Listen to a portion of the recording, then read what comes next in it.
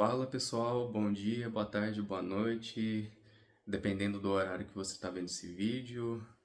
Bem-vindos ao meu canal, meu nome é Gabriel Ferrari, eu sou engenheiro de software e eu gostaria de compartilhar aqui com vocês algumas dicas que eu utilizei para aprender Python. Bom, para quem não conhece a minha trajetória profissional, eu trabalhei majoritariamente em projetos com a linguagem JavaScript. E de tempos para cá eu queria aprender uma nova linguagem, pois eu queria investir em outra linguagem para evitar de me tornar um desenvolvedor, digamos, monotônico. E eu acredito que você deveria também investir em uma outra linguagem, pois querendo ou não, isso daí abre o leque de oportunidades quando você está procurando alguma vaga no mercado de trabalho. E isso daí é sempre visto com bons olhos. E daí eu queria compartilhar aqui a minha experiência de quando eu comecei a aprender Python. Eu, eu decidi aprender Python pois eu tinha visto que tinha muitas vagas para Python, algumas para lidar com desenvolvimento de APIs. E daí eu decidi fazer esse investimento. E daí eu queria compartilhar aqui algumas dicas sobre o que eu fiz. Basicamente, foram três coisas. Primeiro, leia a documentação. Veja o site oficial do Python, veja como a sintaxe funciona e leia um pouco a documentação. Segundo, tente fazer um comparativo com a linguagem que você já usa. Porque quando você faz esse comparativo, esse mapeamento daí, você consegue entender melhor o funcionamento da linguagem que você está aprendendo. E por fim, tente formalizar isso fazendo a criação de um repositório de estudo no GitHub. Por exemplo, para o meu estudo de Python, eu criei um repositório no GitHub, que é um LLD de uma vending machine, de uma máquina de vendas, daquelas máquinas de vendas físicas. Um LLD é um Low Level Design, ou seja, seria uma implementação, digamos, a nível de engenharia. E daí o que eu fiz? Eu fui na documentação, aprendi um pouco sobre a parte da sintaxe, como o Python funciona, e daí eu comecei a traçar esse paralelo sobre o que eu usava, por exemplo, no contexto do Node, e o que é utilizado no Python. Por exemplo,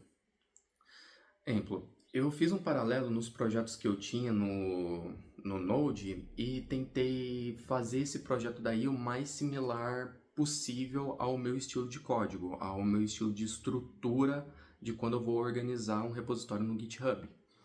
Então, por exemplo, no Node eu trabalho bastante com a parte do NVM, para que eu possa trocar a versão do Node. No Python, eu pesquisei e vi que dava para fazer isso com o PyEnv, que daí você consegue ter um arquivo lá com a versão do Python que você vai utilizar, e daí por padrão ele acaba utilizando, daí você pode utilizar essa versão que está nesse arquivo.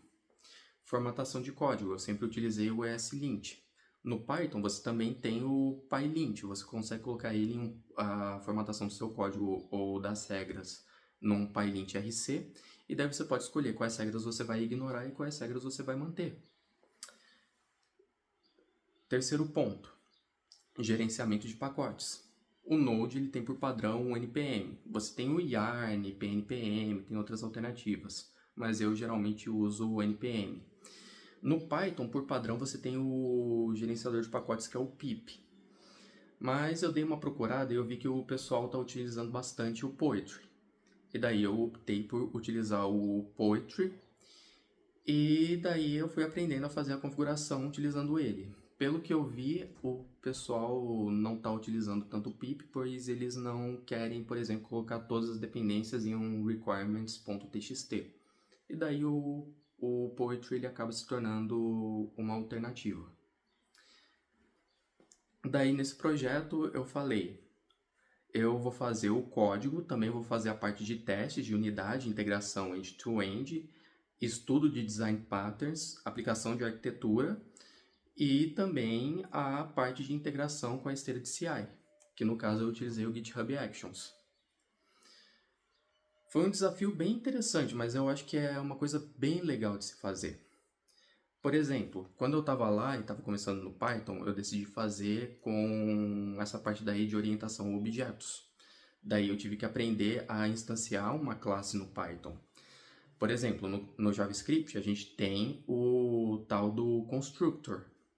No Python, a criação de uma classe desse objeto, ela se dá indo por meio de duas funções, a new e a init.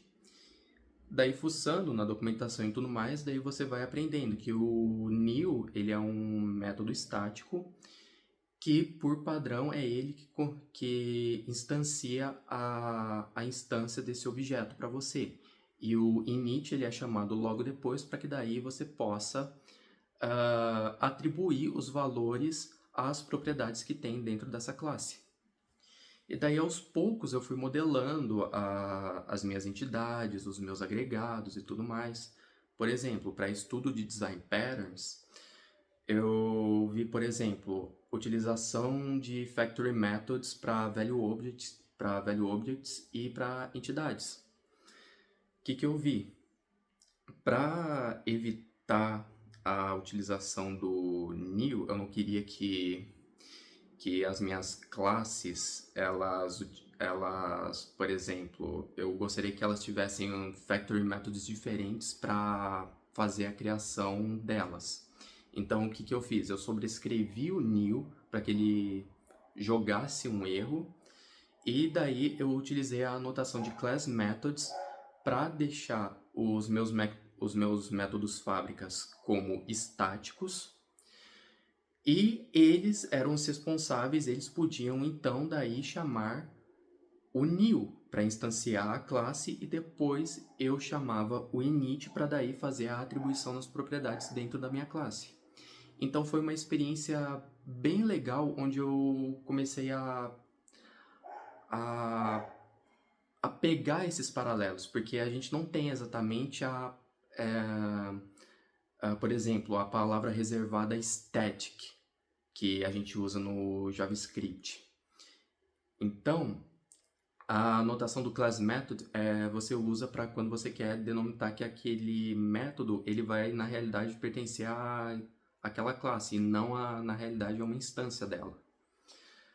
E daí, aos poucos, eu fui vendo como é que eu poderia utilizar outros design patterns. Daí eu fui modelando o meu problema, e eu fui aplicando também Clean Architecture. Eu fui fazendo a utilização de DDD tático com a parte de Value Objects, entidades, agregados, parte de repositórios. Daí eu me deparei com a parte basicamente de abstrações. A parte de abstrações no Python, geralmente eles usam, acho que o duck typing para fazer a verificação se um objeto ele implementa determinada interface. Mas eu vi que daí o padrão que os desenvolvedores Python eles usam é a utilização do pacote ABC, que daí você consegue fazer a delimitação de uma classe que vai estender o ABC, e daí você pode estender essa abstração para que daí ela obedeça ao que está sendo utilizado. E isso daí é muito bom porque se ela não estiver utilizando determinada classe, o pacote ABC ele força você a fazer a implementação dela. Então isso daí é ótimo, principalmente para quando você está criando as suas abstrações para seguir o Liskov Substitution Principle. Daí eu também me deparei com outra parte, que é justamente a parte de async await. No JavaScript a gente tem essa parte daí do async await para lidar com as promessas. E daí eu utilizei no meu projeto a parte do Python, se eu não me engano, a versão 3.12.4. Porque o async await, o Python ele já suporta a partir dessa versão a utilização nativa do async await. Antigamente o pessoal do Python utilizava bastante o async.io, onde para você rodar algo assíncrono, você precisava utilizar o pacote async.io.run e daí passar o seu método para que daí ele fizesse a utilização do async await de forma correta. Então, aos poucos, eu fui fazendo esses mapeamentos. E, por exemplo, outro mapeamento que eu fiz foi justamente a parte de drivers nativos. No caso, eu utilizei o Postgres como banco de dados e daí eu falei, certo, o driver nativo do Node eu utilizo o pacote PG ou pgpromise. No Python, eles utilizam bastante o PsychoPG2. Daí eu acabei utilizando o PsychoPG2 para fazer essa comunicação com um banco de dados. E aos poucos eu fui modelando, eu fui aplicando outros princípios, como o 12 Factor, que é do pessoal do Heroku. E daí eu fui também criando os meus testes. Para os testes, eu tive que aprender quais bibliotecas de teste são mais utilizadas no Python. No caso, eu decidi utilizar o PyTest. E também eu fui aprendendo que na parte do PyTest você não tem exatamente acesso direto ao ciclo de vida dos testes, como a gente tem, por exemplo, no Jest ou no pacote nativo de teste do Node. Ele, por definição, ele utiliza o conceito de fixtures, que daí você faz a utilização delas para daí fazer o controle de cada teste. E também a parte de testes assíncronos. Para você utilizar isso daí, eu tive que utilizar a marcação do pytest.mark.asyncio, que daí ele envolve o meu teste assíncrono como se fosse numa chamada do asyncio.run para que daí ele pudesse executar de forma apropriada. E daí aos poucos eu fui indo, e o PyTest ele é bem interessante, pois, por exemplo, quando a gente vai fazer a parte de teste de contrato, que seriam os nossos testes end-to-end, a gente geralmente utiliza o supertest na parte do Node. O PyTest ele já tem a parte do teste client que você também consegue passar uma instância da sua aplicação do Fast API para o teste client. E isso daí é muito legal. E daí aos poucos eu fui fazendo essas implementações e também eu fui aprendendo sobre como mexer com Python, principalmente para a parte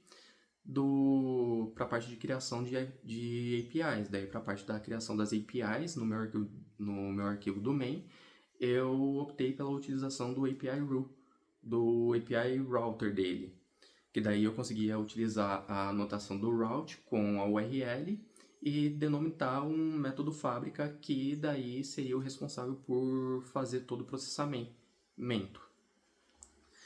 Então, aos poucos, eu fui fazendo esse mapeamento do meu estilo de código e como que essas práticas elas poderiam ser utilizadas em um contexto de uma aplicação Python. Eu vou deixar o link aqui ou nos comentários ou aqui na descrição do vídeo desse repositório daí. Quem quiser pode dar um fork, uma estrelinha, ajuda bastante. Também se esse vídeo daqui foi útil, deixe um comentário aqui, ou se eu cometi algum erro, por favor, vocês são mais do que bem-vindos para me corrigir.